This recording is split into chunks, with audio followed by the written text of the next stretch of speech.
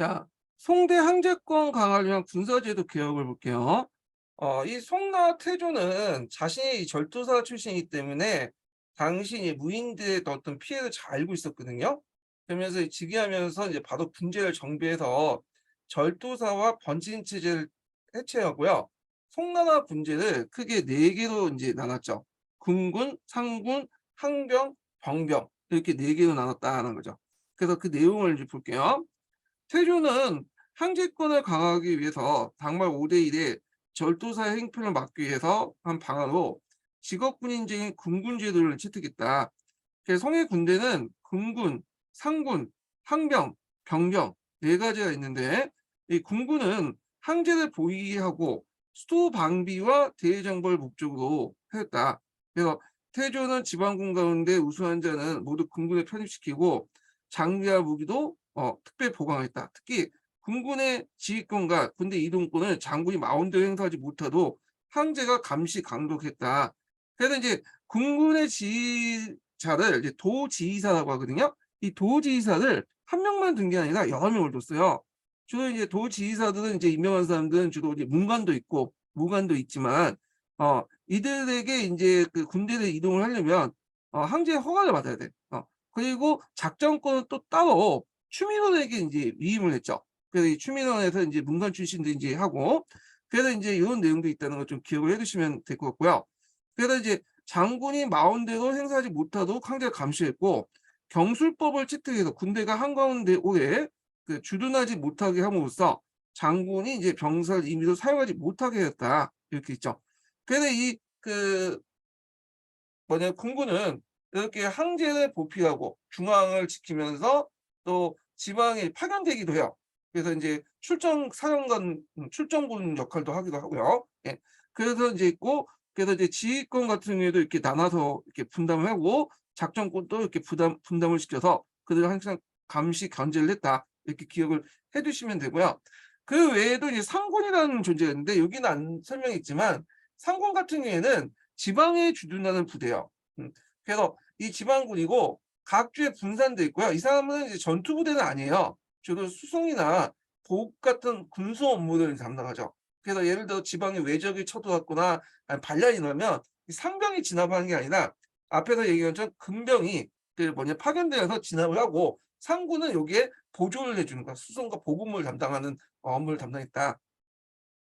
그다음에 향방 같은 경우에는 이제 일종의 이제 민병이죠. 민병 조직인데 주로 항초를 정비하는 이제 자체 부대다. 정규군은 아니고요. 권병은 이제 주로 인제 이족 출신자로 이민족 출신자로서 서북 국경지대에 많이 주둔을 하고 있었어요. 근데 이들은 이제 소수고 대부분 전투력을 가지고 있는 부대는 이 군군이었다. 이렇게 보시면 될 것 같아요. 자, 송대 황제 독재체를 유지하기 위해 직업군인 제도는 군사 지휘관은 그 문신관료가 장악고 작전권만은 일선 지휘관을 가지고 있었기 때문에 전투 경험이 없는 문관의 작전 능력은 떨어질 수밖에 없었다. 이렇게 했는데 요것도 약간 설명이 좀 다르죠. 요거는 좀 틀렸어. 네. 작전권은 이제 추미론이 가지고 있어요. 추미론. 음. 그래서 군사 지휘권도 문신관료들이 갖고 있고 작전 뭐냐면 권도 추미론이 갖고 있어 갖고 이게 인제 뭐냐면 문제가 있었고 거기에다가 인제 작전권을 변경시키려면 추미론에 연락해 갖고 변경을 해야 돼. 그러다 보니까 작전 능력이 떨어질 수밖에 없어. 예. 요 부분은 동기가 좀 약간 오류인 것 같아요. 자, 소멸대 북방의 권한, 여진, 몽골의 끊임없는 군사적 압력에 시달렸고 결국에 국토의 절반을 금나라에 빼앗기고 중국 역사상 처음으로 몽골에게 전 국토를 내주게 된 것은 직업군인제의 모순이 그 원인이 있다. 자, 이와 함께 이제 100만 명이 넘는 직업군인을 유지하고 있는 막대한 군사비는 국가 재정을 압박함으로써 한계권 강화를 목적으로 하는 채택한 직업군인 제도가 오히려 재정상 한계권을 약화시키는 결과를 가져오게 됐다. 이렇게 이제 있고요. 자, 그래서 이 관련된 내용이 이제 그와 관련된 한의중 내용을 이제 볼게요. 자, 송해 건국과 이제 문치주의 채용 관련된 내용 보겠습니다. 자, 송해태조 조광은 무혈 쿠데타를 통해 성조를 건립했다. 자, 5대 국가 흥망을 실행한 그는 한계권 강화를 추진한 한편 호주의 세종에 의해서 시작된 통일을 완성하였다. 그는 가장 먼저 당말 절도사의 할과 아래 이래 황제의 손에서 떠난 병권과 재정권, 민정권을 해소해 나섰고 병권 해소는 필수적이었다. 그냥 자신의 경험을 바탕으로 중앙의 군인 금군의 통수권을 황제에게 집중했고요. 근데 주의할 것은 통수권이 황제에게 있다고 해서 실제 행사는 황제가 한 건 아니에요. 위임을 했다. 이렇게 보시면 돼요. 자, 그리고 각 분대와 각 지방의 실권자는 모두 문관이 아니라 문관이 아니라 문관을 임명했고 이에 따라 중앙에서 황제의 지위는 점차 공고해졌다. 자, 이어 이제 송원 최대 가제는 중국의 통일에 앞서 978년 5월의 항복을 마지막으로 남방의 국가를 병합하고 979년에 북한을 만류시켜 통일을 완수했다. 자, 태조와 그 뒤를 이은 동생 태종 시대에는 송조의 제도 확립기로서 당대와는 다른 새로운 국가 체제를 만들어냈다. 자, 귀족계층의 소멸과 사대부 관료대 진출, 무병제를 중심한 직업군인제의 정착, 중앙 집권적인 문신관료 체제의 채택, 전시제도의 시행 등을 통해 황제의 관료에 대한 인사권 강화, 강남지역 개발과 사업의 발달로 인해 재정국가의 변화 등이다. 재정국가라는 것은 이제 강남의 풍부한 생산력을 바탕으로 세수를 걷어들여서 이게 이제 강대한 재정을 통해 나라를 운영하는 국가의 특징을 재정국가거든요. 송나라가 이 대표적인 거죠. 송나라. 자, 이런 중앙집권제 체제를 보여주는 송의 행정을 살펴보면 우선 중앙관제는 당의 3.6부 제도와 상당히 차이가 있다.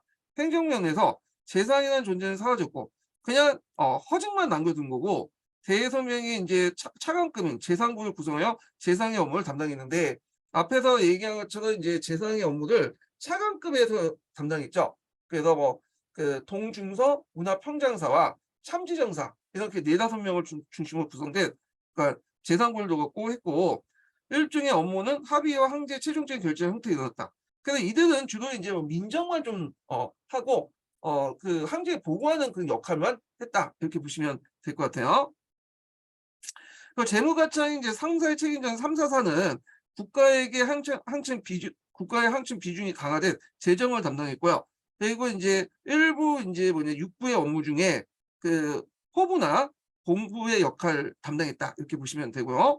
그다음에 군사 최고 책임자인 추밀사도 황제가 직접 있는데 이 추밀사 같은 경우에는 이제 뭐냐면 주로 그 누굴 임명했냐면 문관들 임명했고 이 추밀원에서 주로 이제 했던 그 업무들은 작전 계획 같은 것들 세우는 거예요.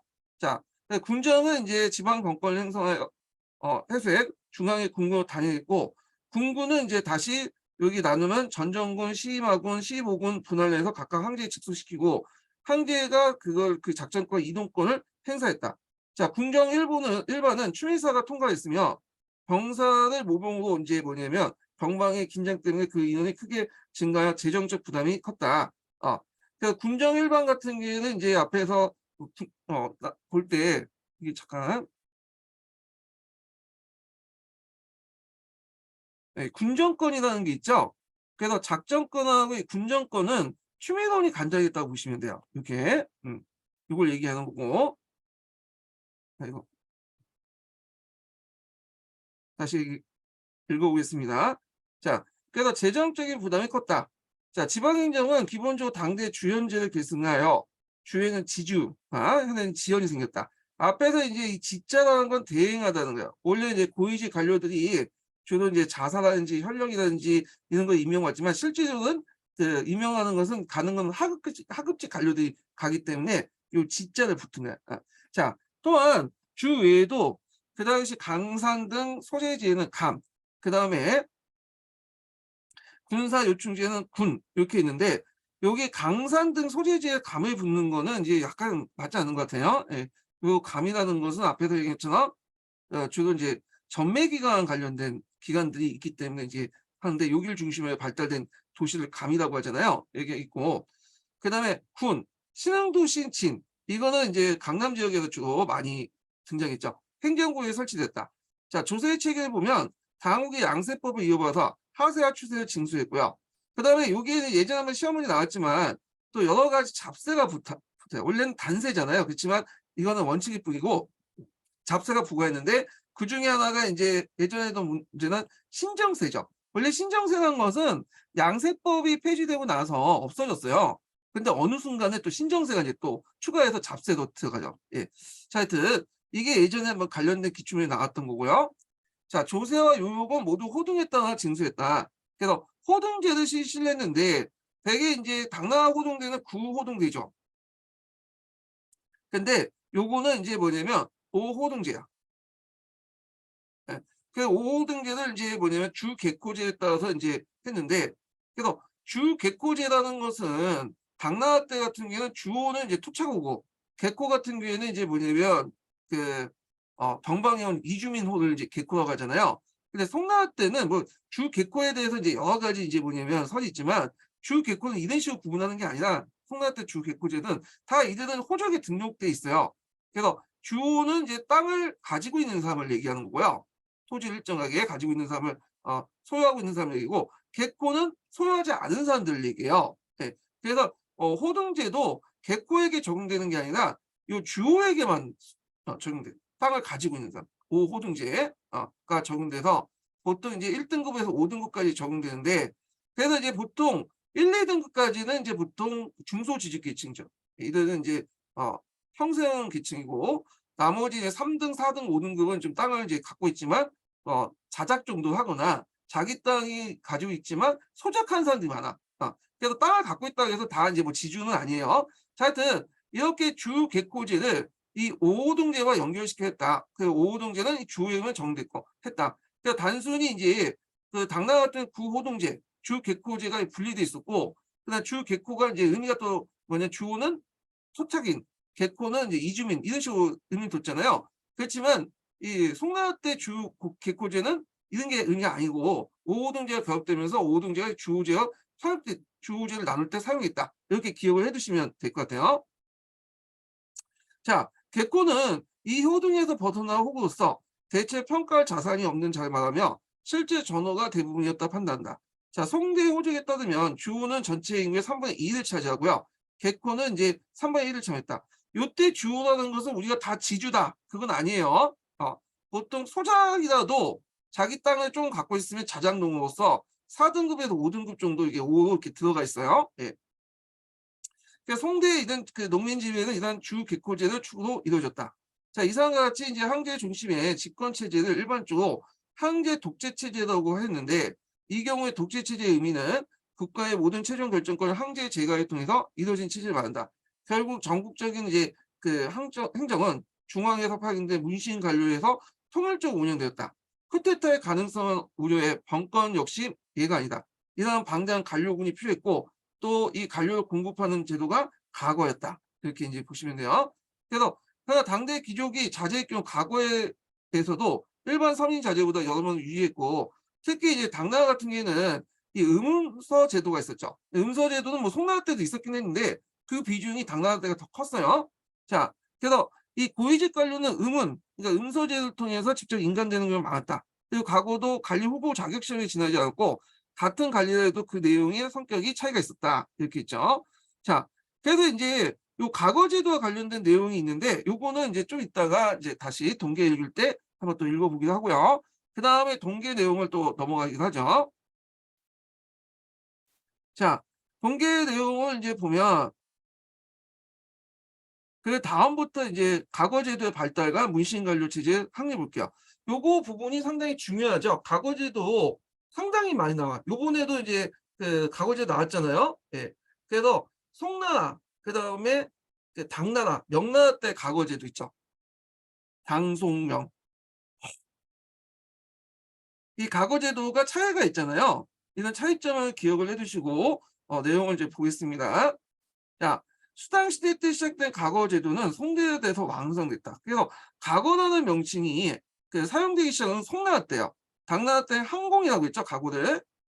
자, 송태조는 5대 무인 체제를 극복하고 문치주의 정책을 채택하였다. 자, 이를 위해서 과거 제도를 통해 문인을 단조로 이제 등용하여 기본 삼았다. 태조에 의해서 시작된 과거 제도는 송대는 물론 명청 시대까지 계속되었다. 송대의 과거 제도는 되게 3단계로 나누죠. 그래서 지방에서 해시가 있고 그다음에 2차 시험은 성시가 있고 그다음에 최종적으로 한개 전시가 있죠. 예. 그래서 이제 있는데 요 1차 지방시와 해시 안에서 또 여러 번 시험이 있어요. 이거는 이제 총괄해 갖고 이제 묶어서 이제 얘기하는 거고. 자, 그러면 이에 반해서 이 당나라 같은 경우 여러분도 알다시피 2층제죠. 먼저 예부 시험에서 본 다음에 2부시에서 신원소판을 본 다음에 뽑잖아요. 과목으로는 이제 시험으로는 진사과가 있고, 시험을 보는 진사과, 유교경제를 보는 명경과, 국밖에 기술과가 있었다. 진사과가 이제 가장 인기가 있었으면 그 시험 성적이 매우 중요시겠다. 그래서 이 전시 제도가 있는데, 이 전시 제도는 언제 때 실시되냐면 태조 때 실시했어요. 태조 때. 태조 때 이제 과거 시험을 봤는데 이게 이제 부정부패가 많은 거야. 그래서 전시 제도를 실시했다는 내용이 있어요. 그 관련된 사료 내용이 그 사료 있는 아시아사에 나와 있거든요. 그래서 이 전시 제도라는 것은 황제 앞에서 보는 거죠. 그러니까 1차, 2차 통과된 33명이 이제 황제한테 이제 보는데 보통 책문 형식으로 봐요. 그래서 이제 논술로 주면, 이렇게 논제를 주면 그 밑에 이제 그 보는 사람들이 이제 열심히 적어내는 거야. 예. 그래서 이제 있는데 여기에선 당락이 결정되지 않고요. 대개 보면 1등에서 33등까지 결정되죠. 그래서 1등에서 3등, 그다음에 2등에서 10등, 11등에서 33등, 각가, 을가, 병가 이렇게 하고 여기 이제 그 각가 1등을 장원이라고 하죠. 예. 그러니까 순위를 결정해 주는 거야. 자, 이걸 통해서 이제 어떤 효과를 누릴 수 있냐 하면 일단은 예전에 그 당나라 때 자주 문생제도라는 게 있었잖아요. 그래서 시험 감독관하고 시험 응시생 간의 어떤 관계가 있는데 이런 관계를 끊을 수 있다는 거. 그래서 당파를 방지할 수 있다. 예. 그다음에 두 번째는 이걸 통해서 황제가 일종의 자주 역할을 했기 때문에 황제의 충성심을 유도할 수 있다. 뭐 이런 효과가 있어. 이거 예전에 한번 시험 문제 나왔던 거거든요. 예. 그래서 이제 이런 것도 좀 같이 기억을 해두시고요. 그렇다고 해서 뭐 당파가 합성돼 막았냐 그건 아니야. 왜냐하면 이제 그 전시제도에서만 이제 그 없애는 거지. 그 옆에 이제 뭐 중앙 그 예부에서 보는 성시에서 이미 그때 자주 문생각을 형성하고 있잖아요. 그렇기 때문에 당파 형성을 아예 막지는 못했어요. 예. 자, 하여튼 이렇게 있고 그래서 전시에 합격한 진사는 성적순에 따라 진사 급제, 진사 출신, 동진사 출신으로 구분됐고 수석 합격자 장원, 차석은 방한, 그다음 3등 타마, 각가 출신 여기까지 각가. 예. 그래서 이제 이렇게 해서 각가에서 1, 2, 3도 이렇게 나왔다. 이렇게 보시면 돼요. 그래서 요거는 우리나라하고 동일하죠. 왜냐면 우리나라는 이제 중국의 과거제도를 본받았으니까 그렇게 된 거고, 참고로 우리나라에서 이제 전시제도가 정립된 것은 언제 때일까요? 제도적으로 정립된 건. 이건 공민왕 때죠. 예전에 그 고려사 관련된 기출문제 나올 때 나왔죠. 그래서 예전에는 복시라고 해서 잠깐 중간중간 하는 게 있었어. 전시와 약간 비슷한. 근데 이 복시를 이제 뭐냐면 제도화 시켜갖고 정착시킨 사람은 공민왕 때다. 그래서 공민왕 때 3층제가 완비됐다라는 것이 예전에 한번 한국사 시험에서 시험 문제 나왔죠.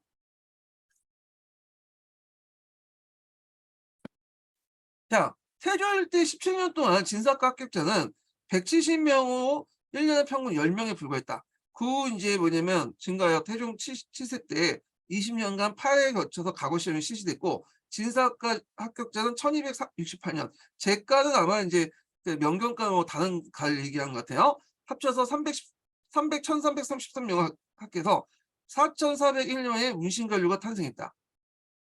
그래서 이제 문신관료가 그만큼 이제 많이 해서 가가 합격자가 이제 관료의 주요 이제 구성원이 되었다. 뭐 이런 것도 있고요.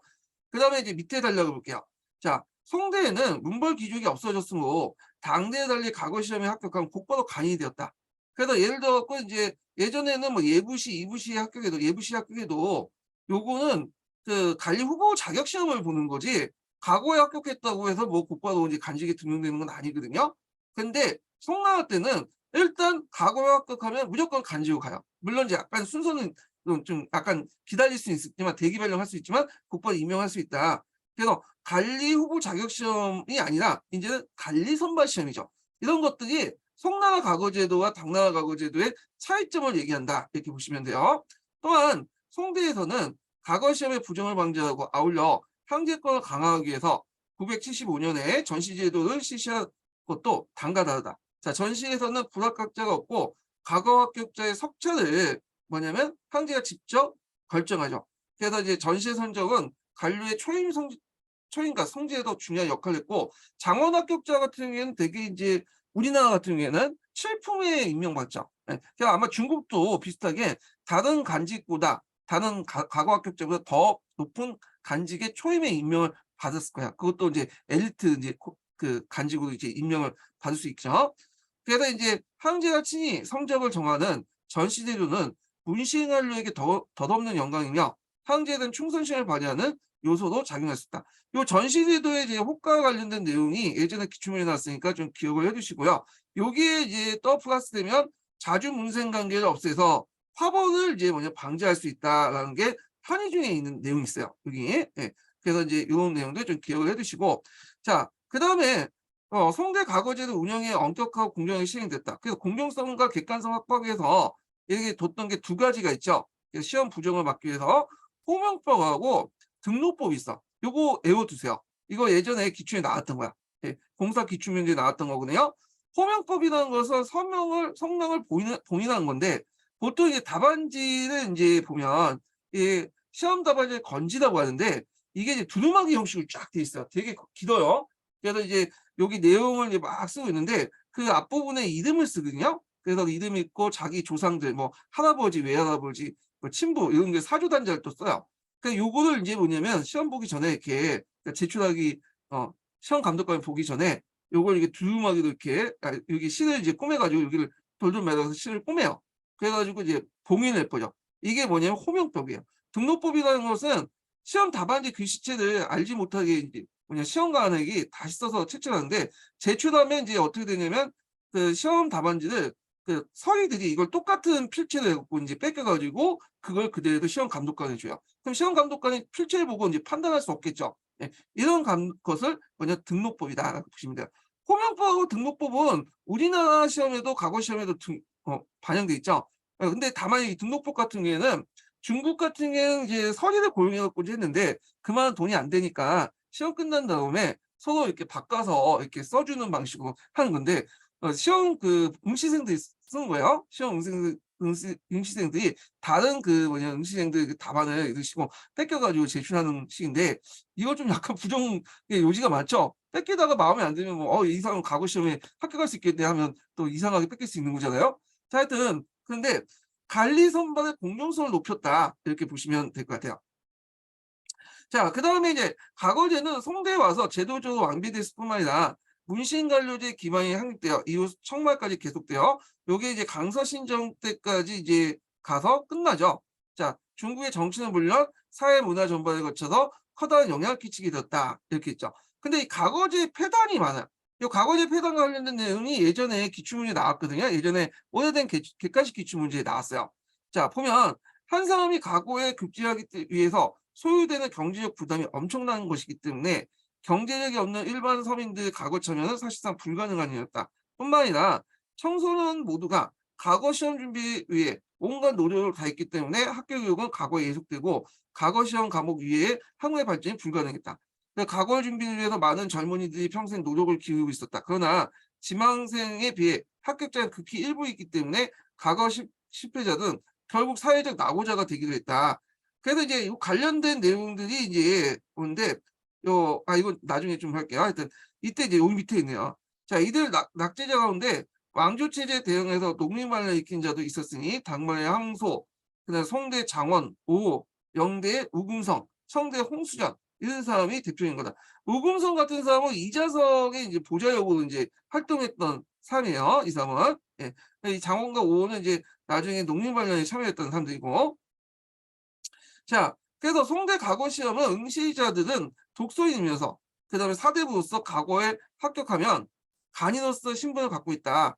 그래서 이제 여기 보면 그 형세후 계층이며 동소이면서 또 사대부 계층의 역할을 하고 있다. 이렇게 보시면 돼요.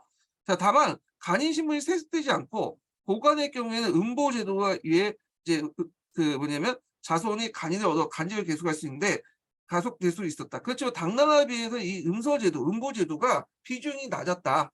그래서 당나라 같은 경우 음서를 통해서 또 이제 간직에 들어가도 높은 간직까지 올라갈 수 있었어요. 네. 그런데 여기에서는 높은 간직까지 못 올라가. 주로 낮은 간직에 머물러 있기 때문에 되게 음서가 통해서 간직이 올라가도 과거 시험을 봤어요. 이거는 뭐 조선도 마찬가지죠.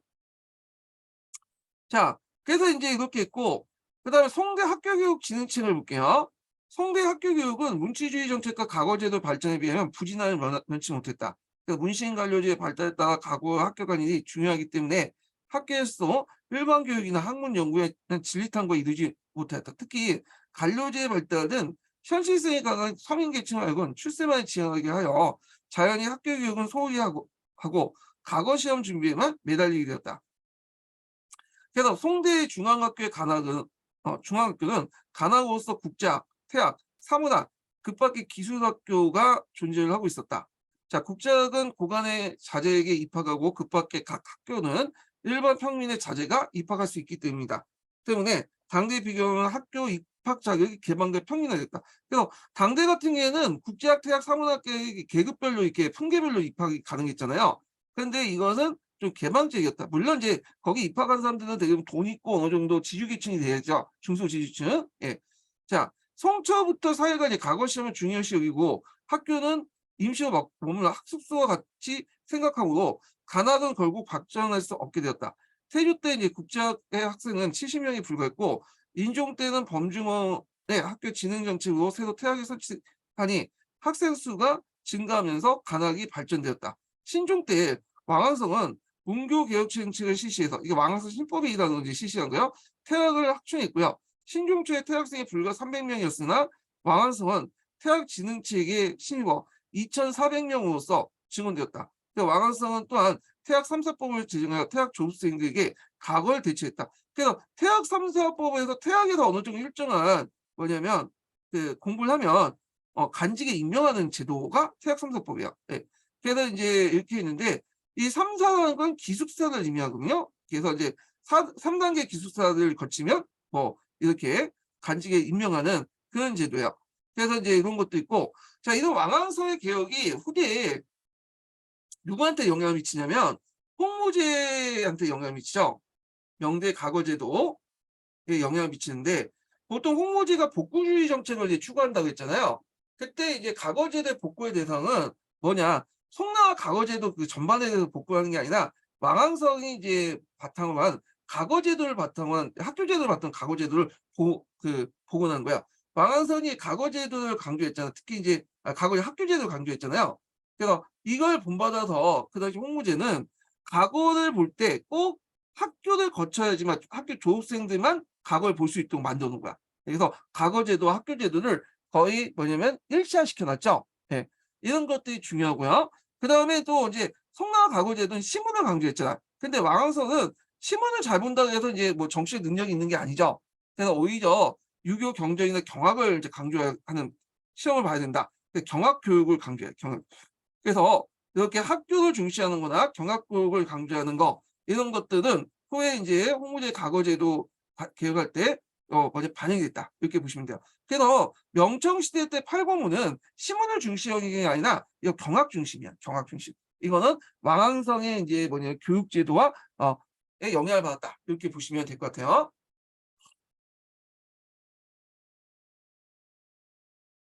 자, 그래서 이러한 대세에 따라 시정시대는 상당한 오랫동안 이제 과거제를 폐지하고 퇴학 출신자들의 관리를 등용함으로써 그 학생들이 많을 때는 3,800명이 되었다. 예, 송대 퇴학의 전성기였다. 네, 이렇게 보시면 되고 지방에는 주현에는 주와 현학이 있었고 그 다음에 이제 인종 때는 범중원, 송기, 구양수 등이 지방 그 교육진흥을 이제 제창했으며 주와 현학도 발전되었다. 자, 교육과정은 국제학, 대학, 사문학에서 유교 경전을 학습했고 우학은 병법을 이제 배웠고 기술학은 해당 기술 교육을 받았다.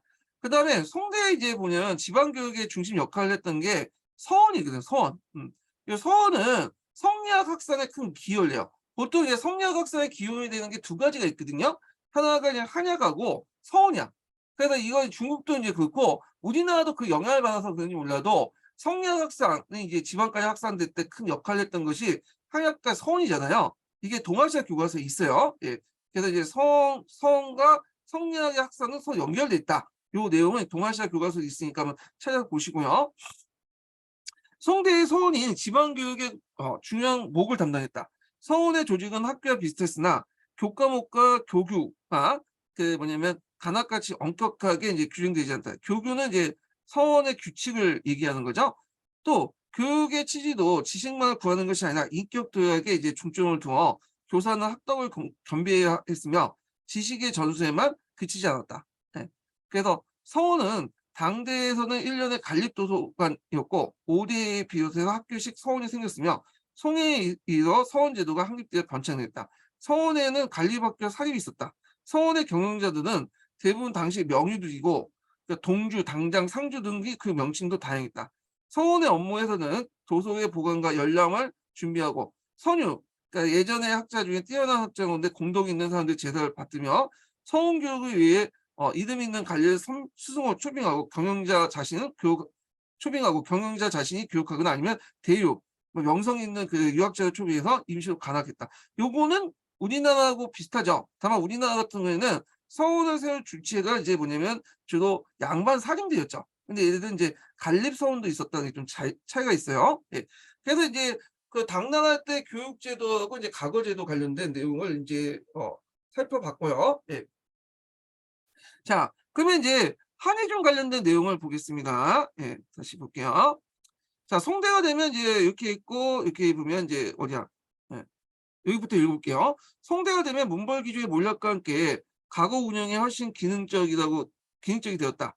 태조 때 1회 수십 명이 지나지 않았던 합격자가 수백 명이 확대되었고 특히 진사과 출신자가 관계의 줄을 점하게 되었다.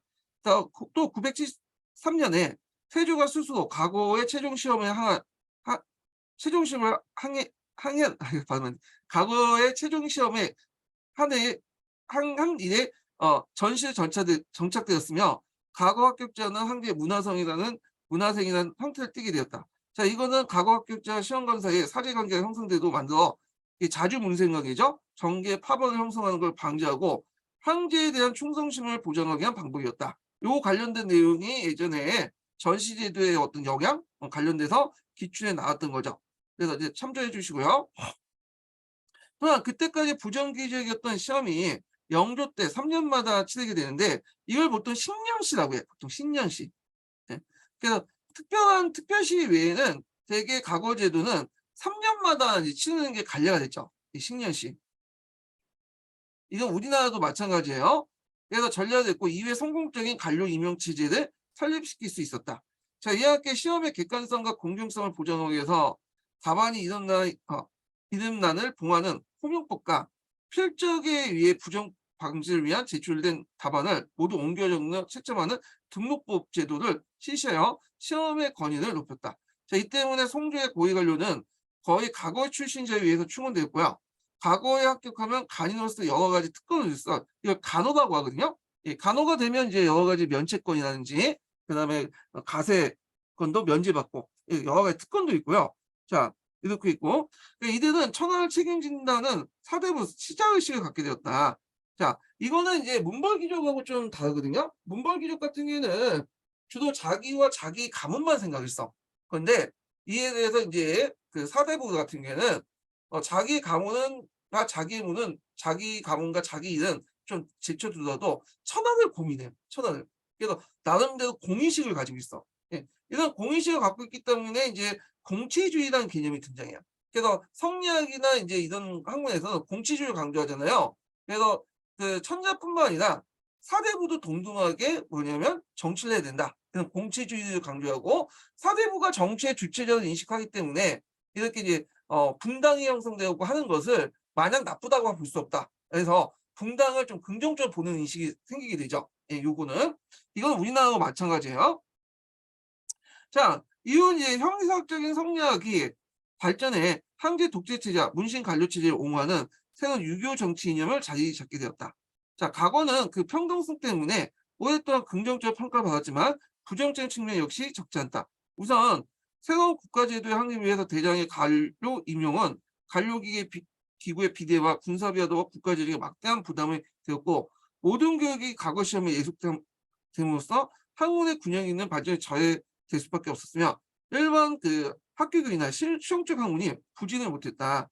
그래서 이제 과거 제도와 직접적인 관계없지만 과거와 관련된 주목한 점은 과거의 시행 결과 주로 이제 이게 예전에 하면 시험이 나왔는데 전개가 강남 출신 지역의 비율이 높아졌다는 거야. 그래서 강남 출신이 비율이 높은 게 두 가지가 있는데 일단 인구가 강남이 더 많았어요. 그 당시에는 송나라 때는. 예. 그래서 이제 지방행정구역이었던 로웨가 강남에 집중되어 있었고 두 번째는 강남이 경제적으로 부유했잖아요. 중소지주층도 많고. 그러다 보니까 이들은 이런 경제력을 바탕으로 해서 과거의 망을 응시해서 뭐냐면 관료가 되었던 거죠. 자, 이것은 5대 시기 때 강남에서의 문화 발달 고려에 당연한 일이지만 그 당시 이제 그 송초 초기에는 하북 출신의 관료가 줄을 정해 강남 출신을 배제하는 경향이 보이며 남북 대립이 생겼다. 자, 그래서 이제 문제는 왕안선 시대까지 이어졌다 그랬죠. 그래서 이제 요 분당의 원인 중에요. 뭘 찾냐면 그 당시 이제 강남 출신자들과 하북 출신들의 어떤 대립, 이런 것들을 찾고 있는 것도 보고 있어요. 예. 그래서 송나라 초기 같은 경우에는 하북 출신자들이 많았던 이유가 일부 불수령이 이제 뭐냐면 그 송초에는 이제 그 강남 지역이 완전하게 송나라 영역으로 들어간 건 아니었거든요. 그런 걸 감안해서 보셔야 돼요. 예. 자, 그래서 이제 이렇게 있고 그다음에 이제 그 예전에는 송대 가거제가 실력 있는 새로운 인물들 재능만 있으면 출세할 수 있는 기회를 제공했다 결론지었지만 실제는 형세우들이 우월한 이제 가정교육과 추천과 인맥을 힘입어 형편에 어긋날 정도 많은 후보자들 관료로 배출했다. 자, 송대 300년 동안 가거제는 간직을 얻게 하는 방법으로 중요성이 점차 줄어들었으며 실질적으로 시험에 합격하고자 후보자는 더욱 늘어나게 되었다는 거죠. 그래서 이제 과거제는 초창기 때만 이제 중요시이고 나중에 들어가면 이제 너무 이제 뭐냐면 누적됐죠. 합격자 수가. 예. 특히 지방시 합격자들이 많아. 해시 합격자들이. 그래서 그 때문에 이제 있고 또 시험에 합격하고도 후보자가 더 늘어났다. 그래서 앞에서 말한 거와 좀 다르죠. 그래서 이제 동계에서는 이제 뭐냐면 당나라 때 과거제도는 관리 후보 자격시험이고 거기에 송나라 때는 관리 선발 자격시험이다. 이렇게 이제 얘기하는데 요거는 이제 뭐와 관련된 거냐. 이게 역설적인 내용이잖아요. 예. 그래서 합격한 후보자가 더 늘었다는 건데 요거는 제도적인 측면에서 봐야 될 것 같아요. 예. 이걸 좀 설명하면 당나라 때는 제도적으로 과거에 합격했다고 해서 곧바로 간직에 등용된 게 아니야. 100% 보장을 못 해. 근데 송나라 때는 과거에 합격하면 간직에 등용이 될 수 있거든요. 예. 근데 이건 제도적으로 보장이 됐어. 그렇지만 과거 합격자가 누적이 되다 보니까 어떻게 되겠어요? 예. 이게 간직 발령을 합격하고도 간직 발령을 받을 때까지 시간이 너무 많이 걸리는 거야. 그래서 이게 후보자 등록이 늘어났던 건 그런 거야. 대기 기간이 늘어났다. 이렇게 보시면 돼요. 지금도 이제 초등학교에서 지금 보시면 똑같죠? 그래서 이제 초등학교 선생님들이 보면 합격하고 나서 초등 시험 합격해서 계속 발령이 늦어지잖아. 특히 서울 지역 같은 경우에는. 그거는 이제 뭐냐면 이게 이제 분명히 그 제도적으로 발령 받아야 되지만 실질적으로는 이제 자리가 안 나기 때문에 그렇잖아요. 그런 거 좀 기억을 해 두시고요. 그다음에 거기에다 또 추가하자면 또 이제 뭐냐면 지방시가 합격한 사람도 있어요. 지방시. 회시. 그래서 이제 성시가 아니라 회시 정도 합격하더라도 지방시 합격하더라도 그 당시 자기가 원하면 지방에 있는 이제 뭐냐면 하급 관리도 들어갈 수가 있어요. 이거는 뭐 송나라 때뿐만 아니라 명청 시대도 그래요. 예. 뭐 이런 것도 이제 연결돼 있다는 걸 좀 같이 기억을 해 두시면 될 것 같고. 자, 그다음에 거기에 이제 컨닝용 속옷이 있는데 요거 있죠. 요걸 이제 좀 이해하면 과거시에 독방에 들어간다고 했는데 요거는 우리나라하고 좀 달라요. 우리나라는 이제 조선이나 고려시대 때 독방에서 이제 과거 시험을 보는 게 아니라 저기 이제 넓은 마당에서 시험을 보잖아요. 그래서 다 보이는 데서. 근데 중국 같은 경우에는 과거 시험을 이제 볼 때 보통 뭐 한 4일이나 5일 정도 봐요. 그러니까 거의 일주일 정도 본다고 보면 돼요. 그래서 개인이 독방에 가서 이렇게 이제 뭐냐면 보기 때문에 독방에 들어가기 전에 이제 소지품 검사를 다 하거든요. 근데 만약에 소지품 검사를 다 통과하면 이게 자유롭게 이제 봐서 이제 문 잠그고 시험을 볼 수 있는 구조야. 그러다 보니까 이제 이렇게 속옷에 컨닝용 그 속옷을 만들어서 사소오용을 다 적어 놓고 거기에 들어가 갖고 이제 문 잠그고 이렇게 보고 쓰는 거야. 이런 것들이 많다는 거. 자, 그래서 이제 이렇게 그 당시에 이 지식인들은 과거에 몰빵을 했다. 그래서 이제 송대 지식인은 과거에 합격하는 것이 인생의 목표였어요. 그걸 이제 볼 수 있는 게 이제 요 구절에서 이제 볼 수 있는데요. 자, 요게 이제 고문 진보라는 책에서 나와요. 이게 이제 그 당시 이제 그 진종 황제가 건학문에 학문을 하라는 의미에서 얘기하는 제시한 건데, 자, 집을 부유하게 하려면 좋은 논밭을 살 필요 없네. 책 속에 수많은 곡식이 있는 것을 편안한 거처를 마련하려고 고대 강실의 지을 것이 없네. 책 속에 황금의 집이 있는 것을. 자, 그래서 너희들이 부귀 영화를 얻으려면 그냥 과거에 합격해라. 그래서 이제 이 고문 진보라는 거를 이제 진종이 이제 이렇게 지어서 관악로로 이제 지은 건데, 자, 요 관련된 내용이 교과서에 자주 나와요. 그러니까 이 내용 나와 버리면 '아, 송나라 때구나.' 이렇게 이제 생각을 하시면 될 것 같아요. 예. 자, 그래서 인제 이렇게 했고 다시 넘어가서 결과적으로 정규 과거 출신자가 1046 년에 관료 57% 점유하고 있었지만, 이게 왜 이제 줄어든 이유예요. 1119 년에는 45%, 그다음 31%, 27% 점점 줄어들었다. 자, 합격자의 비율도 줄어든 것은 이제 경쟁률이 잘 드러났다 이렇게 있죠. 그래서 23 년엔 2 대 1, 1045 년 5 대 1, 10대 1 이렇게 있는데, 이게 이제 이렇게 줄어든 이유에 대해서는 설명이 별로 없어. 예. 왜냐하면 인제 이렇게 인제 과거 합격자들의 수가 점점 줄어들어서 역설적으로 인제 과거 그 합격하고도 후보자가 더 늘어나는데, 이게 이제 정체가 됐다는 거죠. 근데 이게 왜 비율이 줄어드는 거에 대해서 인제 별다른 설명이 없는데, 제 생각에는 앞에서 이제 태학 3-4법 실시하고 연결시켜서 보시면 될 것 같아요. 태학 3-4법 실시로 해 가지고 과거의 비중은 낮아지고, 이게 간학지능책에 있어서 태학 출신자들이 이제 졸업하면 인제 태학 3-4법에서 간제에 등용되잖아요.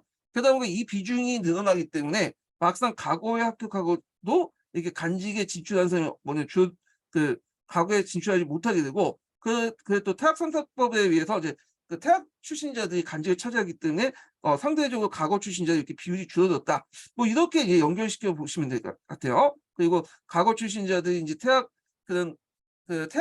출신자들이 밀려 가지고 계속 인제 줄어들고, 또 당연히 요게 정체가 될 수밖에 없겠죠. 그러다 보니까 시험에 합격해도 간직에 등용하지 못하는 사람이 늘어났다. 요런 것과 연결시켜서 이제 같이 이해를 해 주시면 이해가 될 것 같아요. 예. 그래서 따라서 대부분 합격자에게 간직이 나가는 길이 막혀 있었다. 자, 이런 상황 안에서 지역의 지도자를 필요로 하는 농촌의 시장 공동체가 성장하게 되자 사대부는 자신의 고향을 관심을 돌리게 됐다. 그냥 남성시대 사대부는 가족 성원의 간직층보다는 지방에서의 부와 권력, 명성에 점점 더 의존하게 되었다. 뭐 이렇게 있고요. 자, 그다음에 이제 동계에 관련된 내용을 다시 볼게요. 자, 동아시아 이제 국제 정세와 같은 이제 북소의 대외 관계에 관련된 내용 볼게요. 요게 시험 문제 두 문제가 나왔죠. 09년에도 나왔고, 최근에 이제 22년도인가요? 22년도에도 기출문제 나왔죠. 예.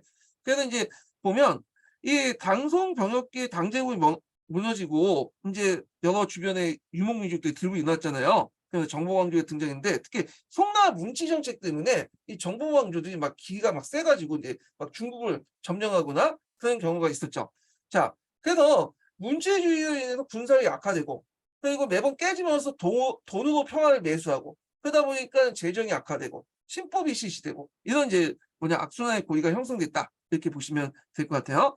그래서 이제 송나라는 이 외교를 너무 잘 못하고 군사력이 너무 약하기 때문에 이제 무너지게 돼요. 예. 자, 보통 10세기에서 11세기 때는 이제 요나라가 이제 송나라 대치를 했고, 거기에다 이제 서하는 이제 민족이 있었죠. 서하는 국가가 있었죠. 12세기 때는 금나라, 여진족. 그래서 금나라에 의해서 이제 쫓겨나서 남성이 세워지잖아요. 13세기 때는 원나라가 이제 남성을 멸망시키죠. 그래서 이제 이런 식으로 해 갖고 인제 송나라가 주변의 유목민족들, 정보광조들에게 상당히 공격을 많이 받았다. 이렇게 보시면 될 것 같아요. 자, 그러면 관련된 내용을 이제 보겠습니다.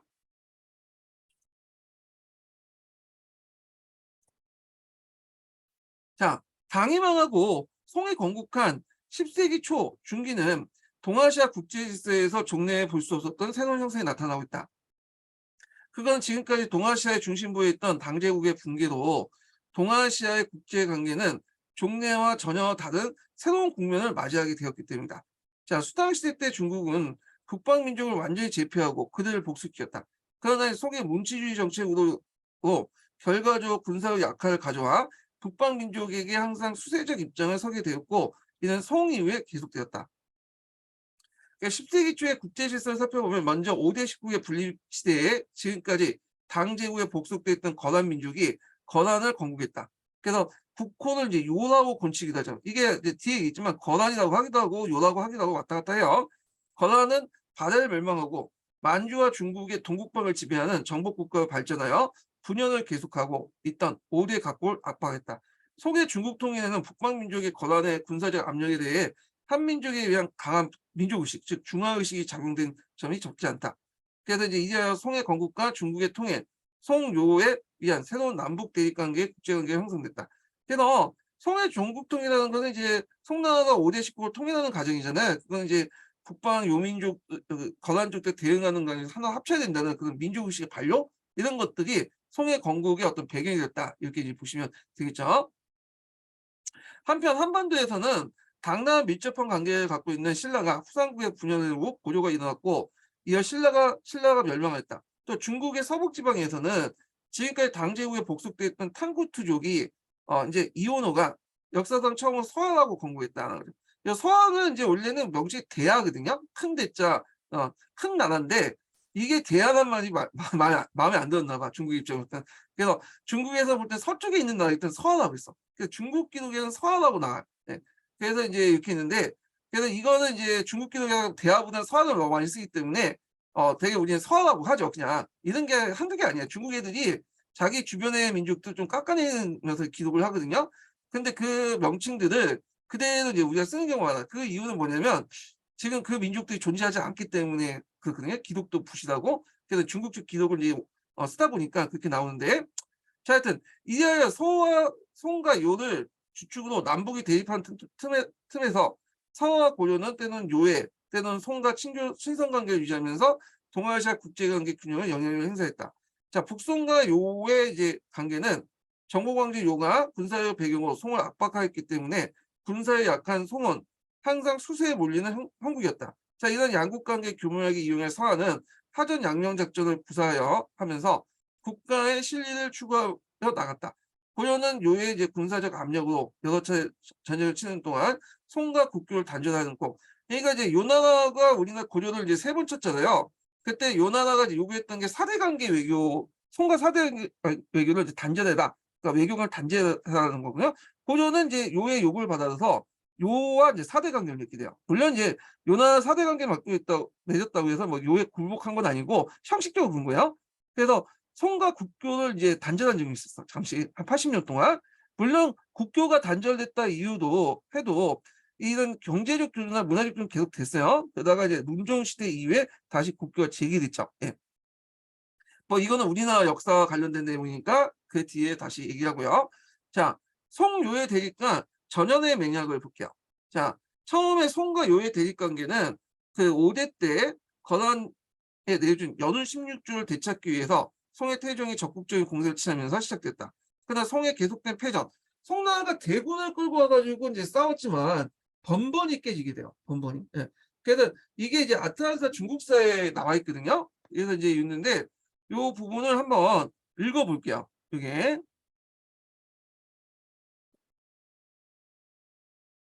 자 이게 연운 16주 땅이에요. 그래서 송태종이 연운 16주 찾기에 적극적 공세를 펼쳤는데 요 관련된 내용이 아틀란타 중국사나 이제 여기도 나와 있지만 그 중국 서선에 있네. 중국 서선의 내용을 볼게요. 예.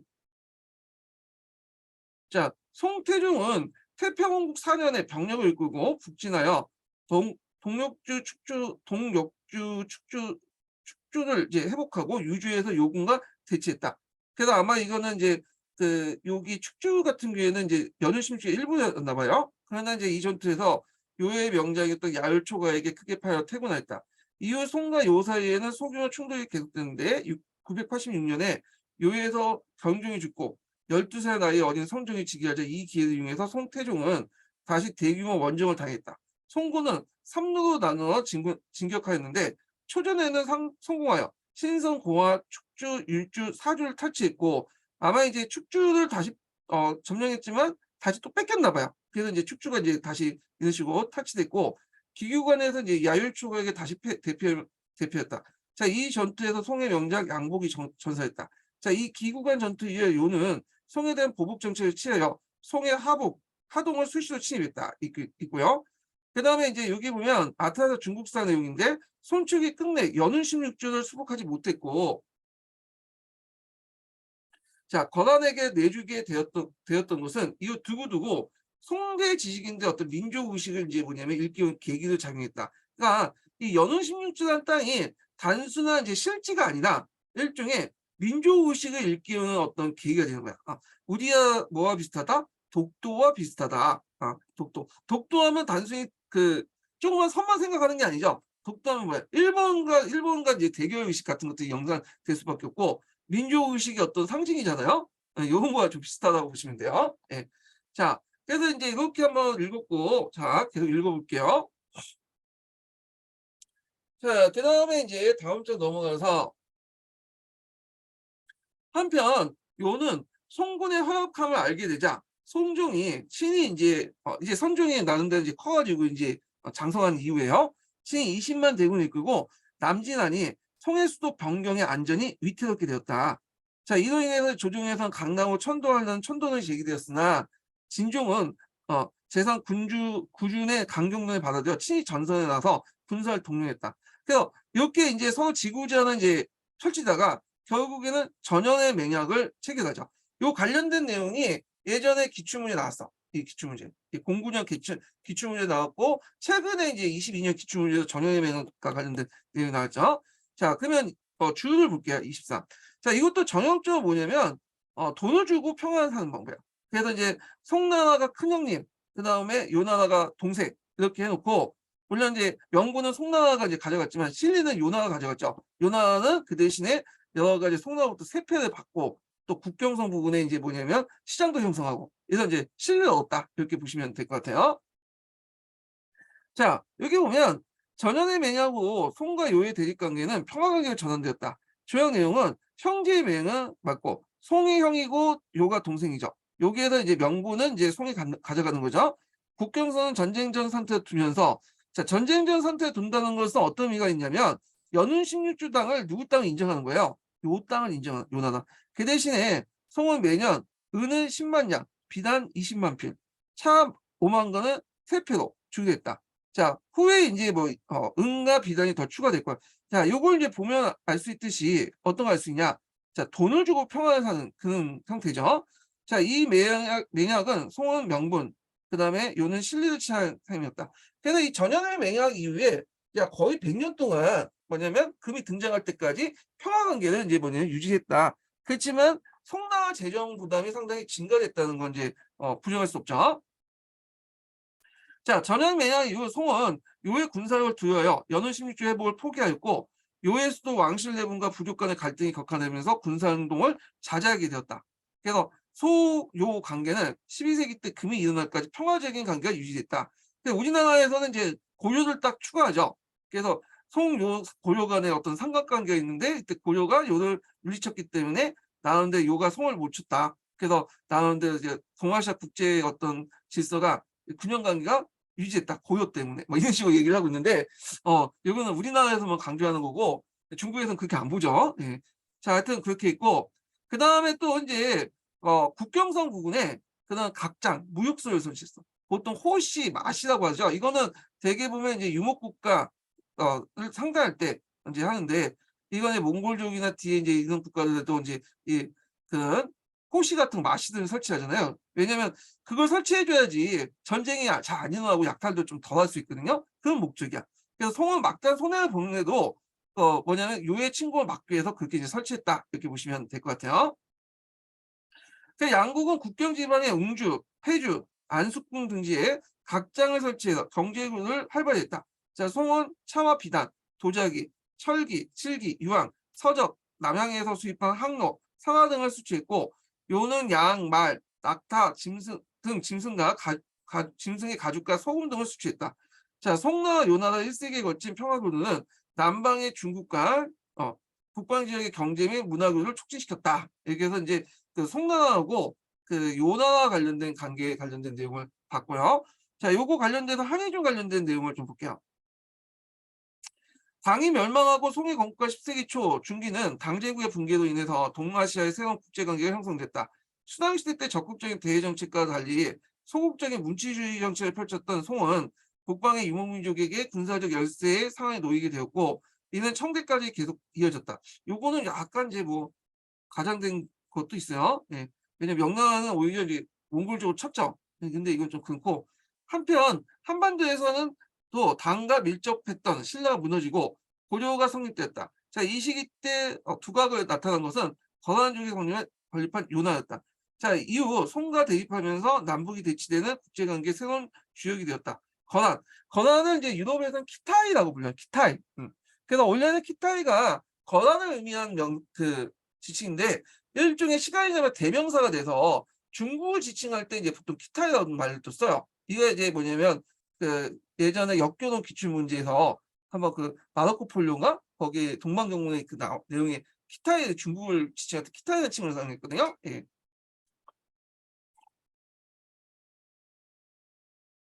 자, 건환족은 동몽골의 이제 시나몬에 관한 유역에 거주했던 유목민으로 4세기 이후의 역사상 모습을 보이다가 당의 세력이 쇠퇴한 9세기 말이 되자 이 지역을 장악했던 위구르 제국의 뒤를 이어서 자립하게 시작했는데 특히 10세기에 등장했던 야율왕보기에 관련된 내용이 있는데 이 야율왕보기는 건한 팔불통이라고요.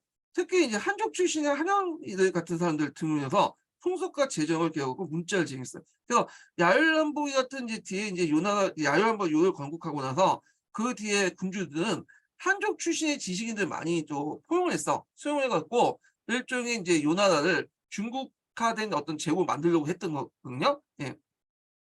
이 부분은 다시 요 나라 통치제에 관련할 때 좀 얘기를 하고요. 자, 그래서 하여튼 8대 부족을 나누어 있었던 부족을 통합하여 종래 군장의 선출 제도를 타파해 전제적인 권력을 확립했다. 자, 건환족은 당이 멸망한 후 916년에 유목국가인 대유를 건국함으로써 동시에 사방의 세력을 확장시켜 926년 바다를 멸망시켰고 그 다음에 앞에서 얘기한 것처럼 남하의 후당에 하동절도사였던 석경당과 연합해 연운 16주를 획득하기도 했다. 자, 중국의 통일을 달성한 송태료 시기에 요와 송은 거의 매년 교전 상태에 있었다. 특히 앞에서 얘기한 게 뭐냐면 연운 16주 때문에 그렇죠. 요 땅 때문에. 그래서 이제 선종은 일단은 이제 곡을 한번 쳤어. 네, 곡을. 왜냐면 앞에서 얘기한 것처럼 이제 뭐냐면 이게 저희 중국을 치기 전에 한 번씩 건져보는 거잖아요. 예. 그래서 이제 쳤고 2차 어디가 2차 원정이라고 보시면 돼요. 다진 후에 이제 1004년에 대거 남진했다.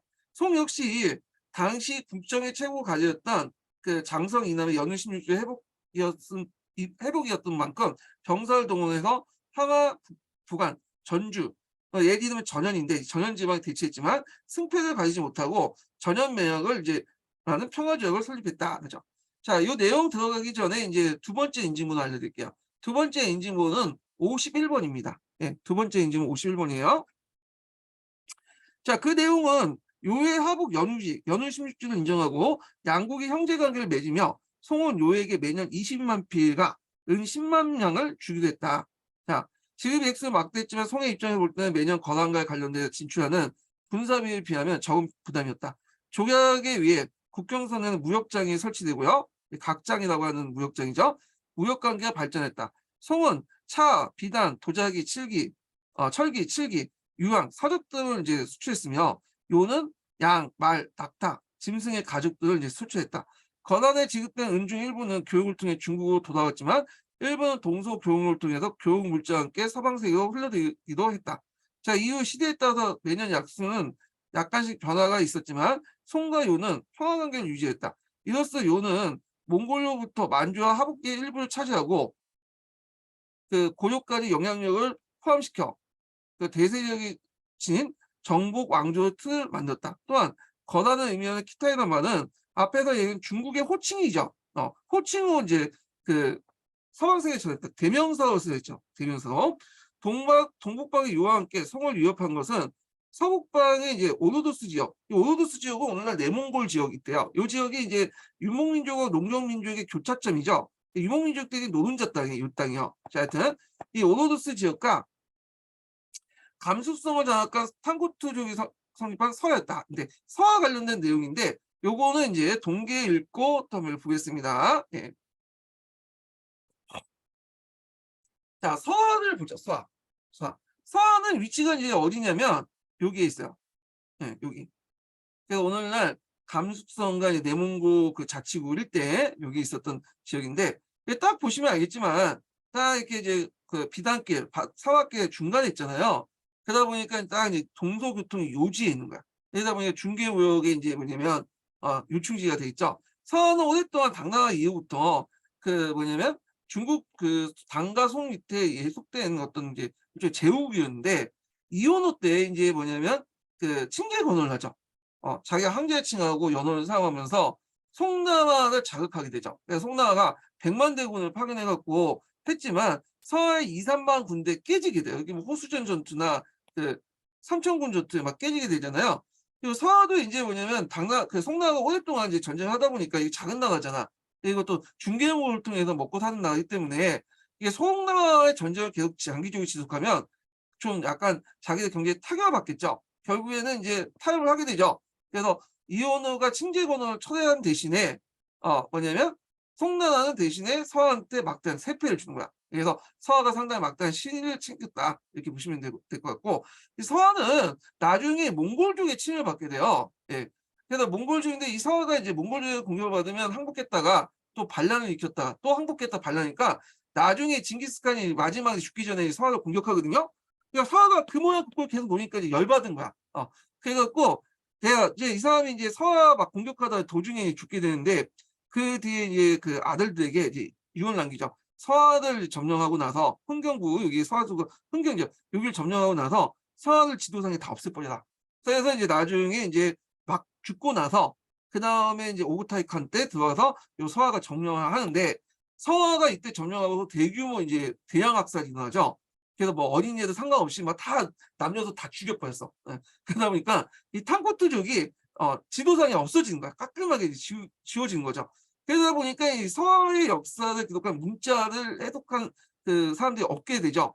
그러다 보니까 서하는 독장적인 문자를 만들었지만 그 민족 자체가 아예 이제 그 몽골족들에 의해서 거의 그 죽었기 때문에 대부분 이제 다 그 학살되기 때문에 지금 서하 문자를 해석하는 사람은 없어요. 그 독자적인 문자만 있다는 건 알려졌지만 그래서 이제 주로 중국 측 기록에 의존해 갖고 인제 기록을 쓰다 보니까 원래는 국어가 대하였는데 중국 애들이 대하보다는 서하라는 칭을 많이 쓰죠. 그러다 보니까 서하라는 용어를 썼다. 이렇게 보시면 될 것 같아요. 자, 그러면 인제 관련된 내용 한번 보겠습니다. 자, 여기 서하는 탕고투족이 세운 나라인데 탕고투족은 티베트 계통의 강족에 속하며 당중기의 동굴 세력이 강성해지자 이에 복속되어 영하 감숙 변경 지역에 이제 정착하면서 목축과 농업을 종사하며 성장했다. 한소의 당 때 탕고투족에 출장했던 탁발사공이 당의 공을 운주절도사의 봉함을 받고 당의 이시성을 이제 사여받았다. 그래서 이제 이시성을 이제 하사하기 때문에 이계봉, 이계천, 이계봉, 이원호 이런 성을 이제 이시성을 쓴 거죠. 자, 송초에는 당조 내부 분하로 추장 이계봉이 송에 항복했으나 동생 이계천은 이에 반대 권력을 빼앗고 오히려 요와 연합해서 송에 대항하는 입장을 취했다. 그 진종 때 이계천은 영주를 공략하여 그곳을 도읍으로 부족을 통했는데 성공했다. 영주는 위치가 이제 있는데 영주는 여기에요. 예. 여기 좀 요쪽에 있다가 남하해 갖고 여기 부근에 세운 거죠. 흥경구가 그 당시 이제 수도인데 여기 부분이야. 딱 이제 뭐냐면 중국의 본토와 맞닿아 있죠. 예. 그래서 인제 어디까지 한 거야? 예. 영주의 위치는 오늘수 남부 지역으로 이미 관계 시설이 갖춰져 있고 또 한민족이 농경에 종사하고 있으므로 이곳을 차지하여 서하의 농업 생산에 크게 진전을 보게 됐다. 자, 이계철의 손자 이원호 때 황제를 칭하고 그래서 연호를 사용했죠. 그래서 이제 칭제 건호를 하게 돼요. 흥건부에 이제 도읍을 정하여 수도 국보를 대하라고 했다. 자, 이는 중국의 서쪽에 있으므로 송에서는 서하라고 하였다. 자, 이원호가 이제 통치했던 시기는 서하의 정성기로 영토가 확장됐을 뿐 아니라 실크로드의 요지를 차지하여 동서무역의 이익을 차지했다. 자, 이원호는 중국 문화에 조예가 깊고 불교 경전에 능통하였다. 그는 송의 간제를 모방하여 중소와 추미론을 두고 행정과 군사를 맡기고 삼사와 어사를 설치했다. 그러니까 완전히 송나라가 이제 모방한 거죠. 자, 특히 이원호는 다른 정복국가와 마찬가지로 서하 문자를 창제했어. 예. 근데 이 창제했지만 지금 번역된 수는 없어요. 번역한 사람이 없죠. 왜냐면 그 탕고토 족자가 이제 깡그리 지금 죽었기 때문에 그런데 자, 과거 제시했으며 유교 경전과 불교 경전을 다수 번역토록 하여 서하의 민족 문화 발달에 힘을 기울였다. 지금까지 중국의 속국이었던 서하의 이원호가 한국을 칭하고 독립을 선언한 것은 더 이상 송을 섬기지 않겠다는 것을 의미한다. 자, 송도 서하의 침제 건너는 용납할 수 없으므로 여기에서 송과 서하 간의 전쟁이 촉발됐지만 빈번히 참패하였다. 자, 이 송과 서하의 전쟁 관련된 사료는 어, 그 사료를 읽는 아시아사에 나와요. 네, 요거 참조해 주시고요. 자, 이로 믿어볼 때 이 당시 송의 군사력은 작은 서하를 제압할 수 없을 정도로 허약했다. 정부에서는 영신 한기와 범중원으로 하여금 직접 전선에 나가 대책을 강구하도록 하고 서하의 하의를 추진했다. 하의가 성립된 후 송과 서하와의 경기구는 활발히 추진되었고 서하는 몽골이 명망할 때까지 송의 문화를 적극적으로 받아들였다. 이렇게 있고요. 자, 그다음에 이제 이렇게 있고 하의 내용이 이제 그 있죠. 서하는 황제를 친하지 않고 송에 친신을 하며 송은 이혼을 하국왕으로 이제 인정하고 서하에게 해마다 세세, 일종의 세패죠. 은 7만 2천 양, 비단 15만 3천 필, 차 3만 금을 주고 국경에 호시장을 열었다. 각시라고 하죠. 호시, 각시 뭐 이런 것도 있는데 이것도 마찬가지야. 식량을 면하기 위해서 일종의 이제 시장을 개선하는 목적으로 이제 했다. 시장을 개선하는 침략을 약탈 막으려고 했다. 이렇게 보시면 될 것 같아요. 자, 그 다음에 이제 여기에 관련된 서와 관련된 한의종 관련된 내용을 좀 볼게요. 자, 탕고투족이 건립한 나라가 서한데 탕고투는 티베트 계통의 부족으로 원래는 사천성 서북부에 거주했으나 돌골과 토본에 복속하면서 탁발시를 중심으로 동북방에 이동해 영하와 감숙 지역에 정착했다. 항소의 난때에 당나라를 도와 절도사가 되고 이시성을 하사받았다. 이후 오대와 송초에는 사실상 독립된 세력이 되었는데 부족의 내분 때문에 송과 불화가 생겼다. 어, 그 이게 뭐야? 부족의 내분 때문에 손과 불화가 생겼다. 왜 이게 문제죠? 부족의 내분과 또는 손과 불화가 생겼다. 이렇게 했는데 이게 요게 이렇게 연결되는 게 이제 설명 안 해놨네요. 하여튼 그렇고 자 이원호 때 탕고트 여러 부족들을 통합하고 주변의 민족을 평정해 내몽골부터 동왕에 이르는 강대한 지역을 지배하게 된 후 1039년 대항하고 독립국을 세웠다. 이들 성조에서 서하가 불렸는데 서하는 비단계 요지를 정령해 동서무역의 이익을 차지했고